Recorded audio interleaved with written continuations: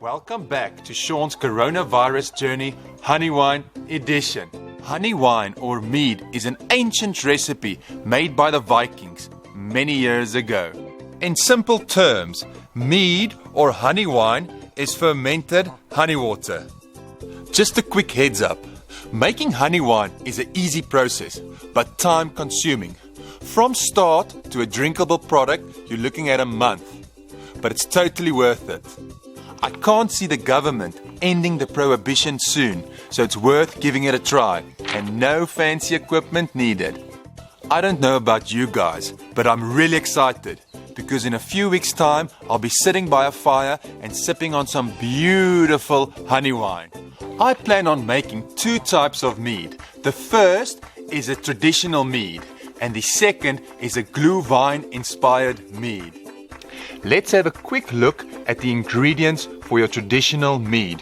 You are going to need a 5 liter of purified or mineral water, 3 bottles of 100% honey, 500 grams each, as well as half a packet of yeast and some raisins. Ingredients for your glühwein inspired mead. You're going to need your 3 tubs of honey, your 5 liter distilled or purified water, 1 grapefruit, whole cloves, some cinnamon, as well as raisins. Safety tip. You want everything to be clean and sterilized. That's why I like to use this 5 liter purified water. If it's good to drink, it's good to use in my honey wine. The process and honey to water ratio will stay exactly the same for both batches. Only difference is, in the end, I'll be adding some spices in the one and keeping the other plain. Step 1. Empty out roughly half of the container into a separate bowl to make space for the honey.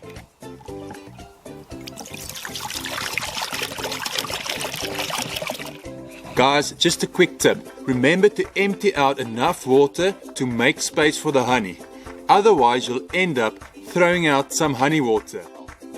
As you can see, I'm using 2 different types of honey, and that will give me 2 different types of flavor profile.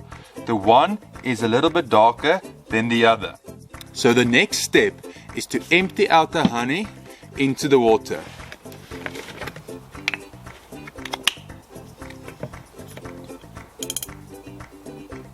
I have a very important tip for you.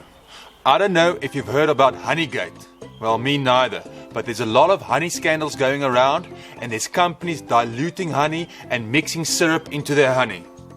So, what is the actual tip? I've written down the name of each honey type that I've used because the one honey was way more expensive than the other. When I poured the expensive honey into the water, I could smell a strong scent of honey. The better the quality of the honey, the better the flavor of the mead. So here's the next tip I have for you. You see there's some honey left in the bottle. Well, there's 3 ways of getting it out. The first is to pop this in the microwave oven for about 10 seconds. That option I wouldn't recommend. The second is to soak this in some warm water. And third is to pour some water in here and give it a good shake. I'll be going for the third option.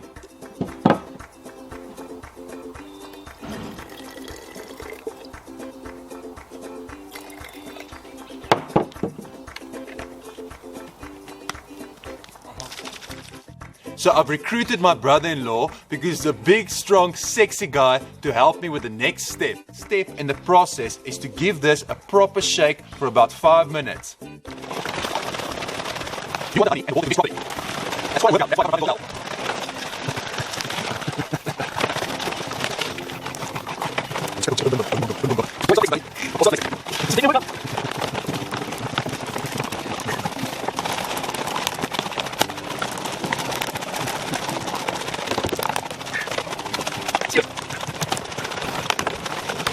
to darlin, shake it up. Come on, baby. Come on, shake it up. Come on, baby. Come on, shake it up.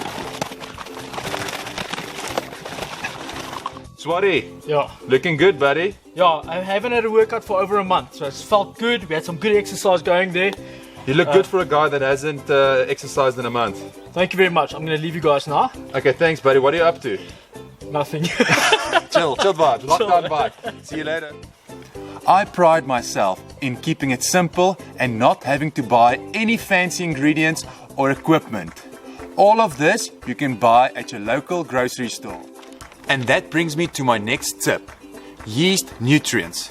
Yeast nutrients will kickstart the yeast and help with the fermentation process. But yeast nutrients is very hard to come by during this lockdown period. What other options do we have? Raisins. I'll be using raisins as a natural yeast nutrient. Just to make sure the raisins are going to do their thing, I've chopped them in half.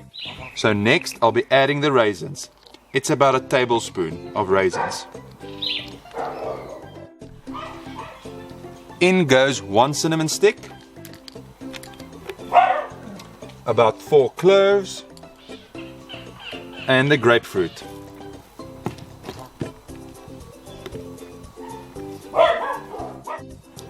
This is the traditional one. No spices, only honey, raisins, water and yeast. If you use a brewer's yeast or a champagne yeast, you don't have to activate it. But because I'm using a normal bread yeast, I'll be activating it in some lukewarm water.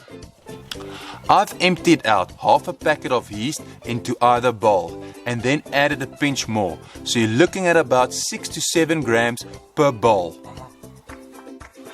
So I've activated the yeast and in it goes.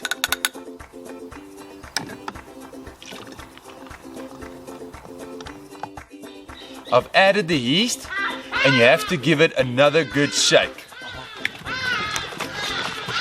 Like I've been saying, you don't need any fancy equipment. I'll be using a balloon as an airlock. You take your needle, you poke some holes in it.